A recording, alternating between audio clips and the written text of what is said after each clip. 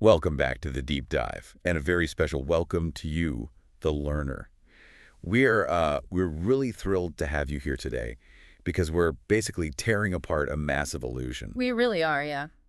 It's a big one. Like, what if I told you that nearly half of the people wandering around the internet right now, reading articles and clicking ads and putting stuff in shopping carts, aren't actually people at all? Which is just wild to think about. It's insane. They're automated scripts. They're bots. And today, we're going to explore this invisible, high-stakes war that is literally happening on your screen every single time you load a web page. It is genuinely a war zone out there. I mean, it's entirely invisible to the average person, and yet it's one of the most fiercely contested battlegrounds in the modern global economy. Right. And that is our mission for you today. We're looking at the platform documentation for a cybersecurity tool called FraudHunt, which is operated by a company called Renatus Media, LLC, as of 2023. And this documentation, it gives us this incredible, unprecedented behind-the-scenes look at how businesses are actually defending themselves against this automated horde. It really pulls back the curtain. It does. So, okay, let's unpack this, because we take a simple website visit completely for granted, right? Oh, totally. We all do. You click a link on your phone, you ask for a page, the server hands it to you, and boom, you're buying a pair of shoes. Right. It's seamless. We just assume the internet is humans browsing, Right. but the level of intense background security going on in those milliseconds is just staggering. What's fascinating here is that we really shouldn't just look at this documentation as like a standard software review. It's much bigger than that. How so? Well, this is a window into what security professionals actually refer to as the industry of fraud. And calling it an industry, it's not an exaggeration at all. Because it's a real business. Exactly. It's highly organized, it's incredibly lucrative, and the tactics evolve at lightning speed. Understanding this hidden layer of the internet is absolutely crucial for anyone who wants to be truly well-informed about how modern digital business operates. Yep, that makes sense. Because if you don't grasp the mechanics of these invisible threats, you're essentially, looking at a theater stage without realizing there's an entire army of stagehands frantically pulling levers behind the curtain. Wow. Okay, so before we look at the solution, we have to understand the scale of the enemy here. Why does a tool like FraudHunt even need to exist in the first place? Right, the sheer volume. Yeah. The documentation hits you right out of the gate with a statistic that, I had to read it 3 times. Over 40% of all internet traffic comes from malicious bots. 40%. Yeah, it's a massive Almost goal. half of the internet is essentially fake traffic. It really forces you to completely reevaluate web metrics. When a company celebrates, say, 1 million visits to their site, they have to confront the reality that 400,000 of those visits might be hostile automated programs. I was trying to visualize this in the real world. Think about owning a physical retail store. Okay. Imagine opening your doors on a Saturday, and almost half the people walking through your front doors aren't actual customers. They're basically mannequins strapped to Roombas, just rolling around your store. That is a hilarious image. But yeah, accurate. Right. And they're trying to shoplift, or they're bumping into your actual customers and harassing them, or, they're just taking up space in the checkout line so real people can't buy anything. That mental image captures the chaos perfectly, though I will say digital bots are significantly more destructive than a rogue vacuum cleaner. Fair point, fair point. The documentation explicitly outlines the damage these bad actors inflict. They are scraping and stealing proprietary content, literally copying an entire website's database in seconds to spin up a counterfeit site. Jeez. Yeah. They're blasting spam into comment sections and forums. They are impersonating legitimate users by testing thousands of stolen passwords a minute to orchestrate account takeovers. Oh, like credential stuffing. Exactly. And for any business that relies on digital advertising, these bots are just catastrophic. They click on paid ads, entirely draining a company's marketing budget without ever intending to buy a single product. Let me push back on this a little bit, though, because when I hear the word bots, my mind immediately goes to, some basic script a teenager wrote in their basement. Right, the classic hacker trope. Yeah, but the documentation mentions that these bots use masking techniques. They list things like proxies, VPN services, emulations, and user agent changes. They do, yeah. Are these masking techniques genuinely that sophisticated? I always assumed this was just someone browsing in incognito mode. Why can't a business just look at the IP address of the bad guy, realize it's a bot, and click a big block button? Because the concept of a static identity just doesn't exist for these attackers. Let's break down how those masking techniques actually function, starting with the IP address. Okay. An IP address is essentially your digital return address. It tells the website where to send the data you requested. Makes sense. Traditional security relied heavily on blocking known bad IP addresses, but today's fraudsters use shape-shifting bots. When they use a proxy or a virtual private network, a VPN, they are essentially routing their internet traffic through a middleman. So the website thinks the middleman is the one visiting, not the actual bot. Correct. A fraudster operating a massive server farm in Eastern Europe can route their automated traffic through, say, a compromised smart refrigerator in Ohio. Wait, a smart fridge? Literally, yes. The Internet of Things is hugely compromised, so the website only sees the Ohio IP address, and these networks rotate those IP addresses every few seconds. Oh, wow. By the time a security system flags an IP as malicious and blocks it, the bot has already slipped on a new mask and is attacking from a seemingly different location. What about the user agent changes? The documentation brought that up as a major masking technique, too. Right, so a user agent is basically the digital ID badge your browser flashes to a website when it arrives. It says, "Hi, I am Google Chrome running on an Apple Mac." Okay, so it introduces itself. Yes. And fraudsters use emulations to lie to the server. They program their bots to constantly forge new ID badges. Ah, 1 second, the bot claims to be an iPhone browsing from a coffee shop. The next second, it claims to be a Firefox browser on a Windows desktop. that's wild. So if a business is relying on surface-level blocking, like banning an IP address or a user agent, they are trying to swat a fly in the dark. The fly never stays in one place, and the business just bleeds money while swinging blindly. Here's where it gets really interesting. If traditional blocking is completely useless because the fraudsters constantly change their digital return addresses and forge their ID badges, how does a system actually recognize them when they come back? That is the million-dollar question. Right. The documentation introduces FraudHunt's solution to this, and they call it deep user analysis and device fingerprinting. Yes, and this represents a fundamental architectural shift in cybersecurity.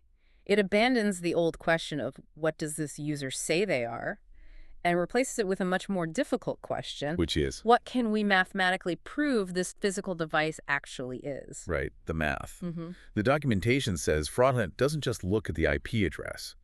It aggregates an enormous amount of raw parameters from the user's hardware and software. Tons of data points. We're just about the operating system, the exact version of the browser, the specific plugins installed, the screen resolution, and the hardware platform. It combines all this to generate a permanent user ID. Exactly. It reminds me of trying to catch the highly skilled, disguised bank robber. I like this analogy. Like you can't rely on their face or their driver's license because those are fake. But you might recognize them by a completely unique combination of secondary traits, like the specific cadence of their footsteps, their exact shoe size, and, I don't know, the very rare vintage watch they always wear on their left wrist. The bank robber analogy is perfect because it highlights the mathematical concept of entropy, which in this context basically just means uniqueness. Uniqueness, right? Device fingerprinting relies on the fact that while individual traits are common, specific combinations are incredibly rare. Okay, that makes sense. Millions of people use the Chrome browser.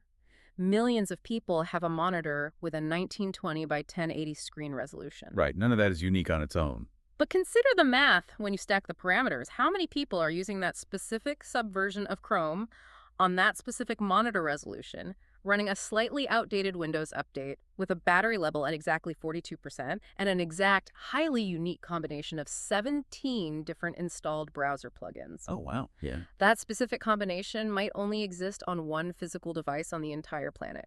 I am hung up on how they actually get that data, though. How so? Is it really possible to grab all of that, the installed plugins, the screen resolution, the battery level, just from someone passively visiting a web page? I mean, I'm not downloading anything. I'm just looking at a site. Yeah. How does the site know my screen resolution? It knows because your browser fundamentally has to volunteer that information for the internet to function properly. Wait, really? It just offers it up? Yeah, it has to. When your browser requests a web page, the website needs to know your screen resolution so it doesn't send you a massive desktop image that breaks your mobile phone screen. Oh, right. Formatting. Exactly. The website checks for certain font rendering capabilities and audio drivers, so it knows how to display text and play video. It's a necessary structural exchange of information. So it's not even malicious tracking, it's just how the web works. Right. FraudHunt simply takes all of this passive structural data that your browser is already shouting into the void and hashes it together to create that permanent fingerprint. So if I am a bot operator and I change my IP address and I spoof my user agent to say I'm an iPhone instead of a server The underlying device fingerprint betrays you. because the hardware hasn't changed. Precisely. You might have a new IP mask, but your device still has the same unique combination of fonts, screen resolution, and hardware architecture. The permanent user ID remains the same. That is brilliant. It's the breakthrough. It allows businesses to cut right through the shape-shifting disguise. They can protect their legitimate quality user accounts while permanently identifying and tracking the fraudulent activity coming from that exact physical machine. No matter how hard the operator tries to hide. Exactly. Okay, so gathering all this raw data to create a digital fingerprint is brilliant detective work. But having a giant spreadsheet of screen resolutions and plugins sitting on a server doesn't stop a fast-moving automated bot network. No, data alone is passive. Right. To fight automated scripts, you need something that can process billions of data points instantly. You need a brain. Yes. A fingerprint only identifies the device. It doesn't judge the intent. You need a mechanism to interpret that fingerprint in the context of behavioral patterns. And it has to happen at an unfathomable scale. And the documentation dives into the brain of their operation, which they call a versatile trigger system, and real-time visitor scoring. Right. They explain that the system uses big data analytics drawing on a vast, constantly updated global fraud database to find suspicious patterns, discrepancies, and contradictions in the user data. Which is a massive computational effort. For sure. But there was one specific phrase in this section that absolutely stopped me in my tracks. It says their machine learning modules use genetic programming principles to get faster, smarter, and more precise. Ah, yes. The genetic programming. When I read genetic programming, my brain immediately went to biology. It sounds like a digital immune system mutating to fight viruses rather than just lines of code. Am I reading too much into that phrase? You are interpreting it exactly right. In computer science, genetic programming is literally inspired by the mechanisms of biological evolution. Wait, literally? Literally. Traditional software is a static set of rules typed out by a human programmer. It says, if X happens, do Y. Right, basic logic. But static rules fail against evolving bots. Genetic programming changes the paradigm. The system generates hundreds of different detection algorithms, treating them like digital organisms. How does it mutate them, practically speaking? What does that actually look like? Okay, so it tests all of these algorithms against the vast database of known fraudulent behavior. Let's say algorithm A is really good at spotting impossible typing speeds, Okay. and algorithm B is excellent in noticing when a device's stated time zone doesn't match its IP location. The algorithms that successfully catch the fraud survive the test. The ones that fail are deleted. They literally die off. Survival of the fittest. Exactly. The system then mathematically splices the code of the survivors together. It takes the genes of algorithm A and B, combines them, and introduces random tiny variations or mutations to create a new generation of hybrid bot hunters. It is quite literally breeding better and better defense mechanisms. It has to. The fraudsters themselves are utilizing machine learning to breed more human-like bots. It is an arms race. That's terrifying. If the defense relies on a human updating the rules once a month, they will lose. The system must evolve autonomously. And that ties directly into the real-time aspect the source emphasizes. Because it can't be slow.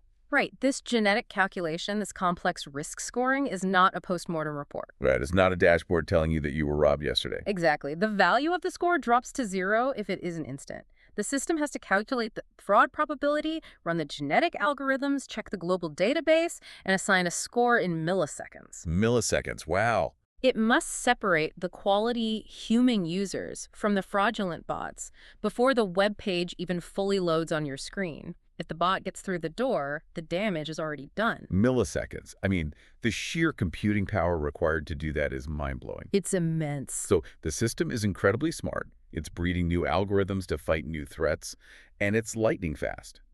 But practically speaking, how does a normal business owner deploy this invisible shield? That's the real challenge. Because most people running a mid-size e-commerce store don't have a team of cybersecurity engineers on staff. And they shouldn't need to. The ultimate goal of any sophisticated security architecture is seamless integration. If a tool requires a business owner to manually review code, it is a failed product. So what does this all mean for the business owner? It means it has to be easy. Right. The documentation highlights their customizable API and server-side integration. They offer various API formats where a business can choose to receive just a simple numerical score for a visitor, or they can request the full volume of behavioral data. Depending on what they need. Exactly. And they emphasize that because it is server-side, it's processed without needing to log into exterior dashboards. But the feature that stood out as the most practical was their Google Analytics integration. Yes, that's a huge deal for marketers. The documentation gets a bit dense here, talking about sending unique resistant identifiers directly into GA. Stripping away the jargon, I read this as having a built-in lie detector overlaid directly on top of your normal web traffic reports. The lie detector overlay is the perfect translation of that jargon. Think about the daily pain of a marketing director. Oh, I can only imagine. They spend, say, $50,000 on a digital ad campaign. The next day, they open Google Analytics and see 10,000 clicks. They should be thrilled. But if they have zero sales to show for it. Exactly. Without a tool like FraudHunt, they're left guessing. Did the ad copy fail? Is the product too expensive? They just don't know. But by injecting that real-time fraud score straight into Google Analytics, the marketer doesn't have to guess. They don't have to log into a separate cybersecurity dashboard and manually cross-reference timestamps. Straight there. The data is color-coded right in front of them. Google Analytics says you had 10,000 visitors, and the FraudHunt overlay says, and 9,000 of them were automated scripts. Wow. It instantly exposes the true return on investment, allowing the business to stop paying for fake ad clicks. Let me stop you there, because I always look at this from the perspective of the everyday person just trying to use the internet. Sure. You are talking about intense, deep user analysis. The system is passively scanning my device's hardware, running my parameters through genetic programming algorithms, checking my footprint against massive global databases, assigning me a risk score, and sending API calls back and forth to Google Analytics. That is a lot of activity, yes. If I am just trying to buy a pair of shoes, how is my phone not melting? Doesn't all of this heavy data processing slow down the checkout experience for regular quality users? That is the ultimate tightrope walk of the entire cybersecurity industry, balancing absolute security with zero friction. Right. But consider the mechanics of the server-side integration you mentioned earlier. Server-side means the heavy lifting is not happening on your mobile phone's processor. Oh, the calculation's happening on their end. Correct. When you click the link, the API call is sent from the website's massive backend servers directly to FraudHunt servers. They communicate via high-speed fiber optics, crunch the data in milliseconds, and pass the score back. So my phone isn't doing any of the math. None of it. You, the user, never feel a thing. If your score is good, meaning your device footprint looks like a normal human with a normal browsing history, the server lets you through instantly. Okay, that makes sense. The only time friction is introduced into the user experience is if the score comes back bad. Like if a bot is trying to brute force a login screen. Yes. And even then, the business can decide how to handle it via the API. Maybe they block the IP entirely. Maybe they trigger a multi-factor authentication text message just to be sure. Give them a captcha or something. Exactly. The underlying philosophy here is that knowledge is most valuable when it is applied instantly.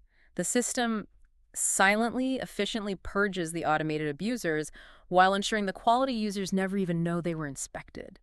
It is honestly incredible to think about the sheer volume of hidden activity we've uncovered today. It really is a hidden world.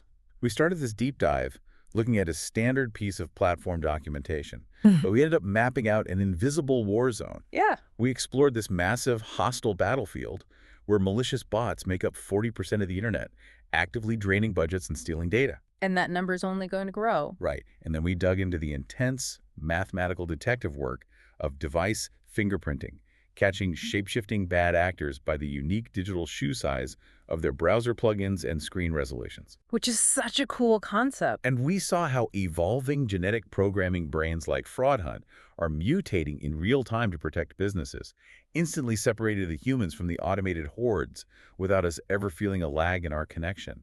It forces a complete paradigm shift in how you perceive the basic infrastructure of the web. The simplicity of a click is an illusion. It really is an illusion. Yeah. So to you listening, Yes. the next time you click a link, take a split second to imagine that incredible invisible handshake happening in the dark. It's happening constantly. And the literal blink of an eye, an algorithm is reading your screen resolution, inspecting your hardware, tallying up your plugins, and deciding in milliseconds whether you are a friend or a threat. It is a technological marvel that keeps the digital economy from collapsing. It is an absolute marvel of engineering, but it does leave us with a necessary, deeply uncomfortable tension to consider. Oh, how so? Well, we have spent this entire deep dive establishing that these platforms can perfectly fingerprint your physical device based on tiny structural details. They can track you flawlessly even if you hide your IP address to stop dangerous fraudsters. Okay. But what happens when this exact same highly precise tracking technology is utilized not for vital security, but by advertising networks to relentlessly monitor everyday innocent people across the internet without their consent? Wow. When the exact same tool that catches a cybercriminal is used to build a permanent, inescapable profile of your personal habits, where exactly is the line between vital fraud prevention and total digital surveillance?